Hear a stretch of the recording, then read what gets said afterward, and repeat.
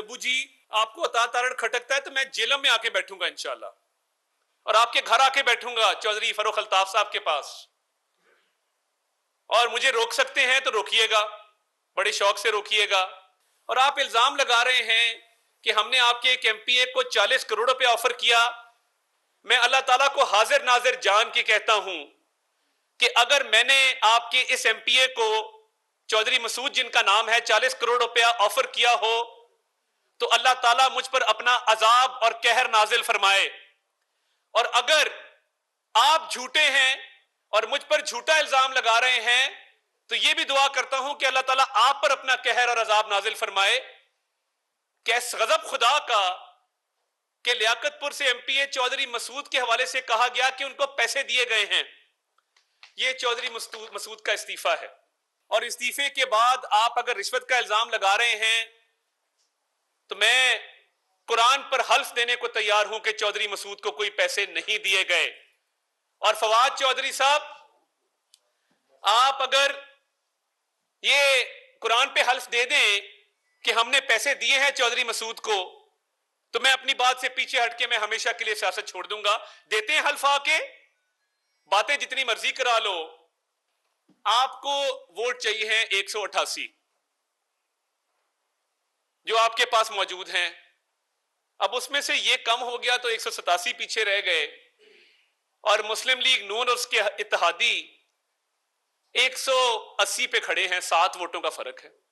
अब 7 वोटों का फर्क, शायद ये 5 वोटों का फर्क होता अगर शरकपुरी साहब ने और फैसल न्याजी साहब ने इस्तीफा ना दिया होता। उन्होंने भी इस्तीफा दिया, सबके सामने दिया है। आपने लिया इस्तीफा, हमने तो नहीं कहा कि आपने उनको करोड़ों की ऑफर की है। तो बात यह है, ना हम कहेंगे। मेरे लिए शरकपुरी साहब काबिल एहतराम हैं, आज भी उनसे राब्ता है। वापस आएंगे, वापस लेंगे उनको, बिल्कुल लेंगे, क्यों नहीं लेंगे। हमारी पार्लिमानी पार्टी के मेंबर हैं।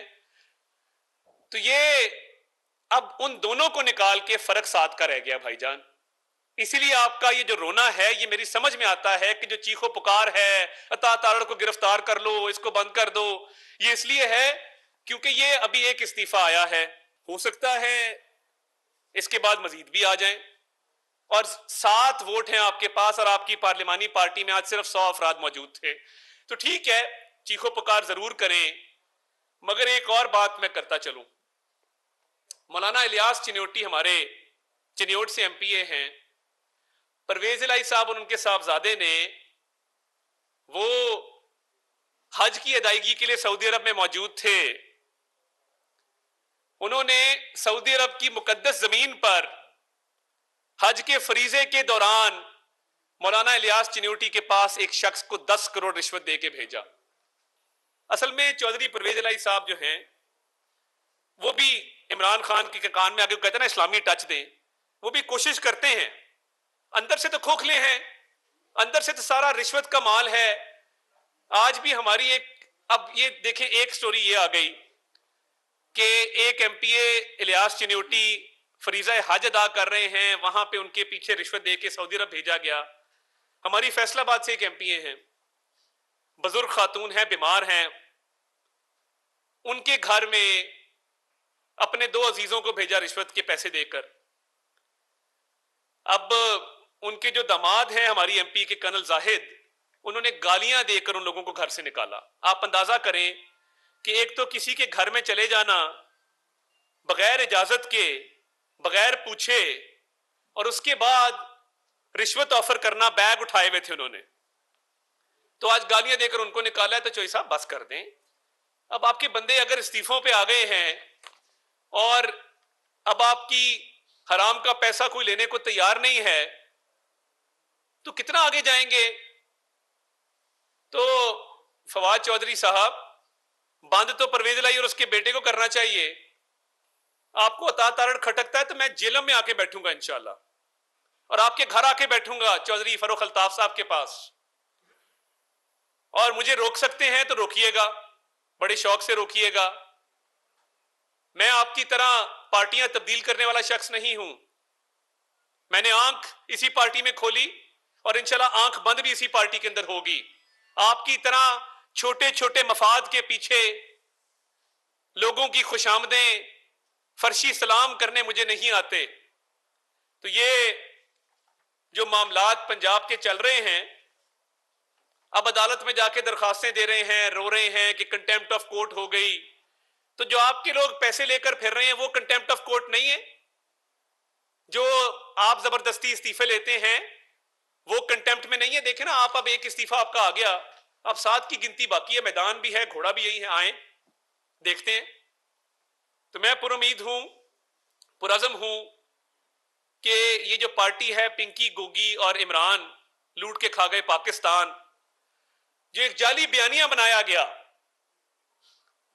गुलामी कबूल नहीं होगी, एब्सोल्युटली नॉट। मैं ये पूछना चाहता हूं कि एब्सोल्युटली नॉट किसको कहा, किस बात पे कहा? आपको क्या डिमांड? आज तक कोई ये नहीं बता सका कि एब्सोल्युटली नॉट किसको कहा था, किस बात पे कहा था। बस नारा लगा दिया एब्सोल्युटली नॉट।